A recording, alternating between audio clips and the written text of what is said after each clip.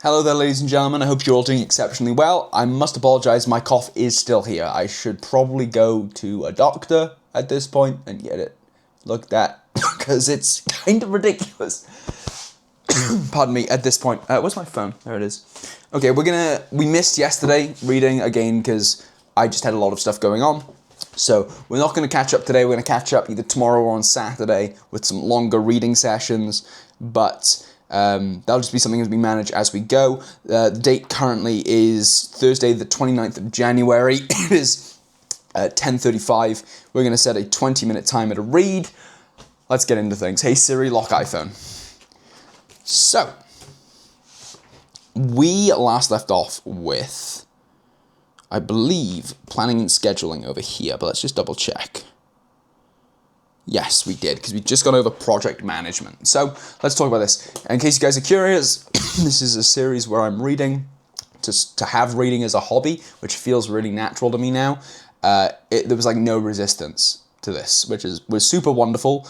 As soon as I stopped like looking at screens and just putting my head in a book, like it was very natural. I still have a little bit of, not sure how you describe it, like I can't quite like fully immerse myself in a book, but maybe this isn't the kind of book to immerse myself in. If I was reading a novel, that might be a little different. But all the same, I'm reading, and that's a massive improvement. I've read more lines than I have like in paper since this started 2 weeks ago, than I have in the last like 7 years, which is crazy to think about. And that may be hyperbole, but I don't think it is. And by the end of this book, this will certainly be the most I've read in that amount of time, if not longer. So, let's get into things. We're going to work on my articulation where we can, and I'm sorry, again, I'm still coughing. I don't know what's going on. I'm sorry, it's like, I think it's on the way out, but I don't know. It always comes back, and it's been with me like the whole time. It's just whenever I'm speaking, it comes out. So, remember, project management is important, but it's not the end-all, be-all of your game. The real goal is to make progress on the actual execution of your ideas. It's easy to get caught up in organizing tasks and perfecting your process, but don't let that slow you down. Keep your focus on moving the game forward. Sometimes it's better to push ahead than spend hours fine-tuning your to-do list. Very, very true. To plan well, you want to planning and scheduling is a title. To plan well, you'll want to break down the project into smaller, manageable pieces. Set milestones, assign tasks, and create a timeline for each of those smaller pieces. Even a simple to-do list can help you keep an eye on what needs to be done next and what's falling behind. Doing this can make your project feel more organized and increase the chances that you'll finish the work. You have a better chance of staying on task and remembering where you left off if you take a break for a week. Check out Chapter 13 for more details about planning, scheduling, and scoping, which I believe we've read Chapter 13's brief before, so that's okay. For a project, you'll want to break it down like so. Define your goals. Define your scope. List out all the major tasks. Set your milestones. Assign tasks, assuming that you're working with someone else. Use a tracking system like Trello or even just sticky notes if you're feeling spicy. Create a timeline for when you want to hit the milestones and finish the game. And actually, that's a really good one. I'm actually going to pin this page for project management because I think it is a very, very good little piece on project management. So, for a better sense of how long the tasks will take you, you may want to create a schedule. To do this, it's best to write down all the tasks and estimate how long they may take. And, new sentence. If you've never made a game before, this exercise is probably moot. Moot meaning, I believe, like moot point, it is a redundant thing. It does not matter, but let's just check. Moot. So, moot in the Cambridge Dictionary is to suggest something for discussion. Okay, that's probably not how we want to use it as a verb. We want to use it as an adjective. Often discussed or argued, but having no definite answer. Not important or not relevant, therefore not worth discussing. That's the definition that they're trying to use here. They're using it as an adjective, not a verb. So that's to say that This exercise is probably moot. So moot is describing the exercise, and therefore it's saying that the act of kind of doing all this, defining goals and things and such, if you've never made a game before, this exercise is probably moot because you don't have a time frame. Like, you don't have a scale of reference. There's no reference that you have for how long things should take because you've never made a game before. Estimating time for something you've never dealt with before can be difficult, even for someone who's made a game before. It can still be very difficult to make reasonable estimates, and that's something we see all the time these days. So goals are great, timelines are great, but releases are important. More important than any timeline or any deadline or anything like that, in my opinion. Remember, humans are poor at estimating theoretical time. This is massive. And something always pops up to derail the task. A bug you can't fix, a new tool you need to learn, or a dependency you didn't know about. You may find a way you want to redesign the task completely. For scheduling, make sure to factor in a buffer time for unexpected hiccups and be realistic about what can be achieved within your timelines. I think that, regardless of what your timelines look like, depending on how simple or complicated the project is, if you expect a certain number of bugs, I'd say 1 month per bug, or 1 month per thing you think that will set you back, is add that to the development time. Don't add it anywhere specifically, just add it at the end. And I think that makes a good buffer, and then you can really know if you're behind or if something was massively important. And if you need to redo multiple things, I feel like that is, however long that block initially took, you need to increase the goal time by that time. I think that's really important. But again, this is all me in theory speaking. Moving on. Tip. Most project management tools will give you a high-level view of all your tasks on the timeline, usually displayed in a Gantt chart. Man, it's been a while since I've heard Gantt chart. Let me just refresh myself.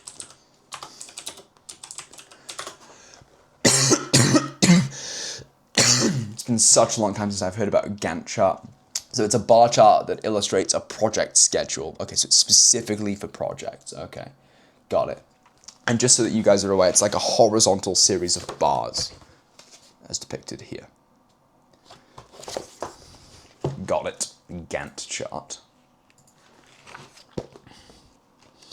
As shown in figure 5.4, a Gantt chart is a visual roadmap for your project. It shows you all the tasks and their deadlines, along with how they overlap and depend on each other, so you can get a sense of the schedule and timing of your project. Nice. And this is using weeks by the looks of it. So it's using a project management tool is essential. Using a project management tool is essential to keeping your game on track. And this one's using it by weeks. So they've got the planning, design, development, and launch phases on the y-axis, and they've got weeks on the x-axis. So y-axis is down, x-axis is across. So you've got planning is week 1, week 2, design is week 3, week 4.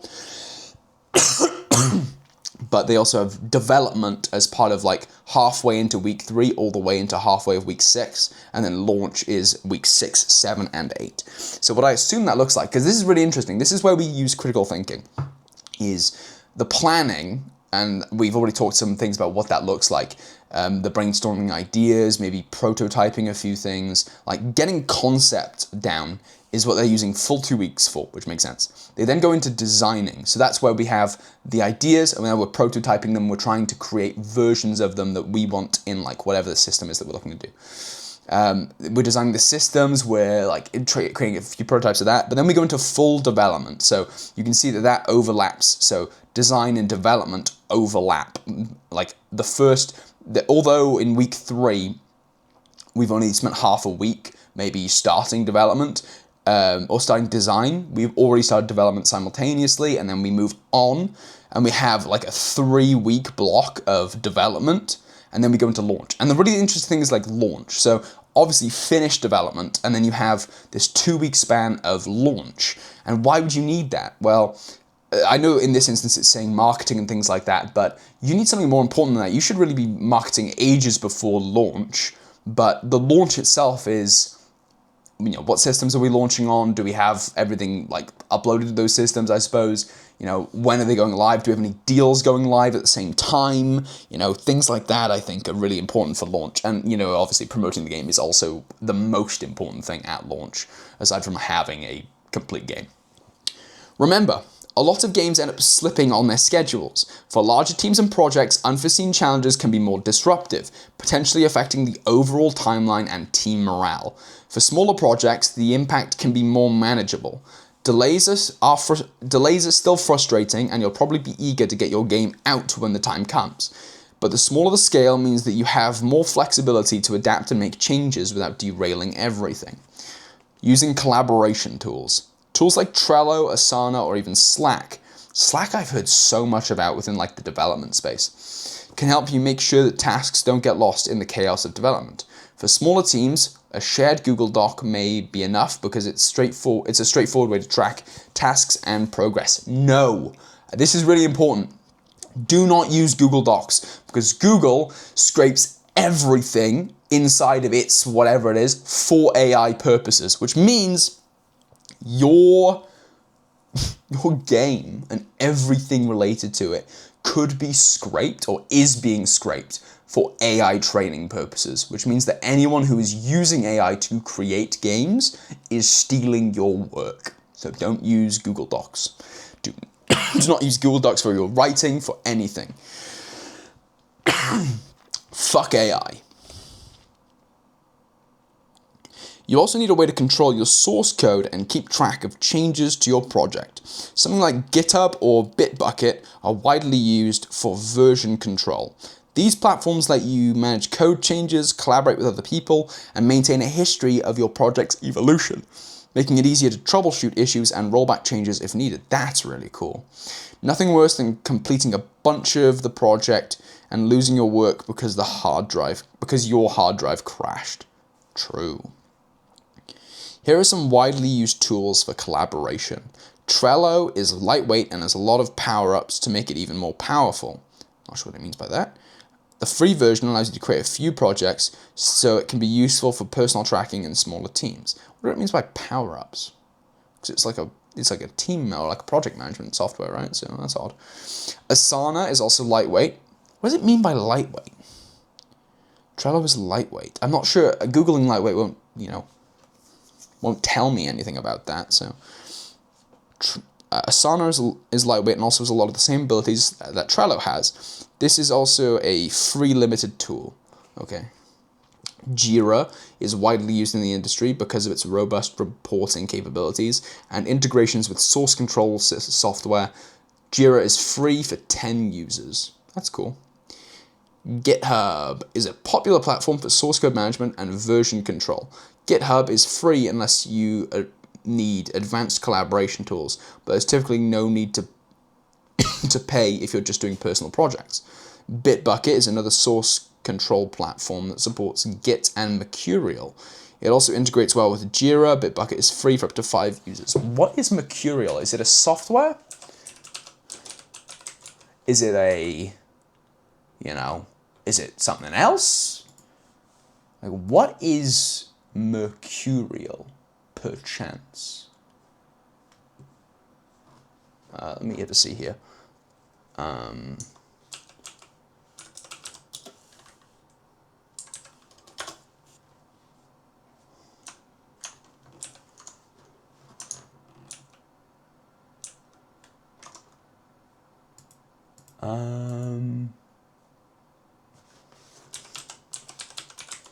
Mercurial.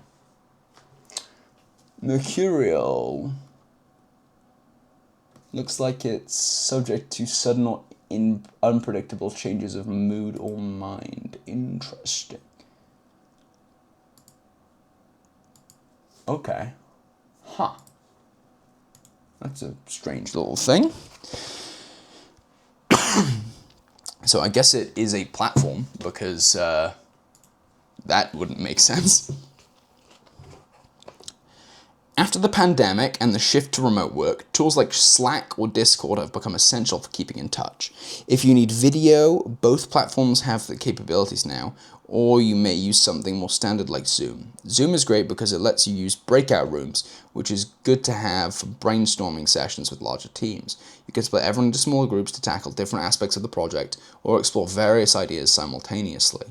Tip: many of these tools have started integrating artificial intelligence, fuck AI, into their features, enabling automation of some more repeatable tasks. I like to use the recording features on Zoom to record transcripts so that I can easily summarize, not surmise, meeting notes or action items. Automation is your friend when it comes to tedious tasks. Fuck AI, I don't care what medium it comes in. I want to look at the difference between summarize and surmise. Okay, right. So summarizing is giving a brief statement of the main points, but surmising is to suppose something is true without having evidence to confirm it. Two very different things that sound quite similar. Okay. Fuck AI. Okay, we're ready to go into chapter 6. What's the time like? We've got 4 minutes. We can read a bit of chapter 6. In this chapter, defining and choosing game mechanics for your game, creating rules and patterns for your game, reviewing case studies of mechanics in successful indie games. Chapter 6, getting into game mechanics. A game mechanic is a rule or system that defines how a player interacts with a game and how the game responds to those interactions. Game mechanics shape how players interact with the game's world, systems, and challenges. They also define what the players can do in the game world, how they do it, and how that leads to an interesting experience. This chapter takes you through the process of defining game mechanics, provides background into why and how the game mechanics affect how players respond to a game, and highlights a few games that use game mechanics well. Understanding game mechanics. As a game designer, when you create a game mechanic, you're defining what the player can do in your game. The agency and choices you give the player define the overall gameplay experience. Game mechanics have an impact on the following: how much control and choice players have, how challenging the gameplay feels, the pace of action, strategy, and downtime, replayability and whether players want to come back for more, how levels and environments guide movement, exploration, and strategy. Remember, replayability means that players can return to an experience and enjoy a different experience. It may mean that they can try a different strategy to reach the same goal, or it may mean that they can experience different outcomes. Defining core mechanics. Core mechanics are the backbone of your game. These are the primary things you play. These are the primary things players will do repeatedly as part of your core game loop, like jumping, shooting, or crafting. Common core mechanics include these actions: jumping, climbing, and navigating through levels, crafting items or resources to create new tools, weapons, or upgrades, practicing stealth to avoid detection from enemies, completing puzzles and challenges to overcome obstacles, participating in turn-based combat in which players take turns making decisions during battles. When coming up with your game's mechanics, other games' mechanics are fair game for inspiration. Some parts of a game can be protected by copyright, like the story, visuals, or music, or a very particular system called the Nemesis system, which I wish became public public domain, but there we are. But the underlying mechanics of the systems are not. This means you can explore and adapt existing mechanics to fit your ideas, or even create mashups of mechanics to create something new.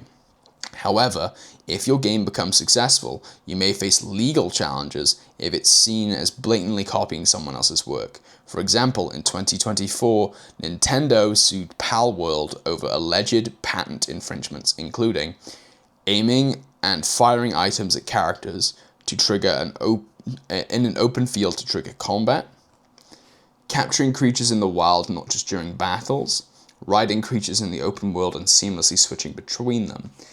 Man, fuck Nintendo. The downfall of Pokemon. It's not even a downfall because it's still the most popular thing in the world. But they could have done so much better.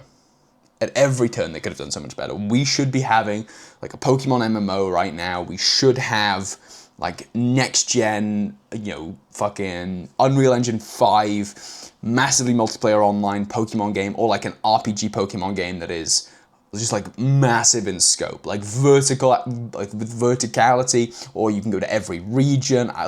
That's what we should have, but there we go. I think the time is about to buzz. Let's have a see. We've got 27 seconds. So